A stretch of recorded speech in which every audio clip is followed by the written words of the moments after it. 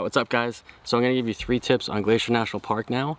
It's a little different because of COVID and all the rules they have going. So from my experience, I'm going to tell you what I did.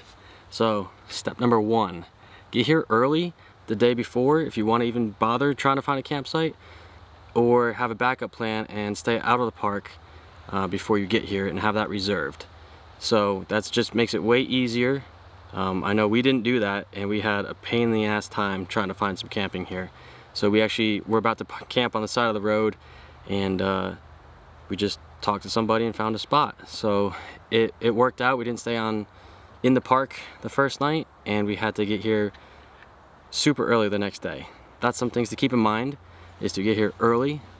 So my recommendation would be to get to the campsite you want to be at 5 o'clock in the morning, and we waited till 8 o'clock for the ranger to come by and open up the site, and it's first come first serve, so you literally have to wait for people to leave in order to get that spot.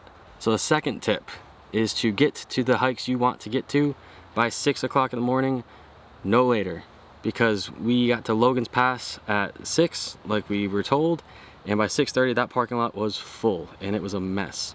So that could ruin your entire day if you have a hike planned and you get there at 6:30, 6:45 and you can't even find parking. Like, what do you do then? You have to park maybe a mile down the road and hike up to your hike, or you just can't do that hike that day, or you have to wait in a few hours and wait for somebody to leave. So get to your hikes early. Third tip is to make friends. I talked about earlier how we made a friend and got a campsite outside of the park, and that was just a local bartender. We went to a bar, had a beer, you know, we couldn't find anything. We're about to just camp on the side of the road like we said, and we talked to the bartender and he said, hey, check out this spot. And thankfully we got to that spot and it was full, but we talked to the camp host, who was also a super nice guy, and said I think I had a no-show, and sure as hell there was a no-show. We got super lucky and found one camping spot for that first night we were here. Also, make friends with like tour guides or just people on the trail, you know, like you get different insights and people have different hikes they like to do.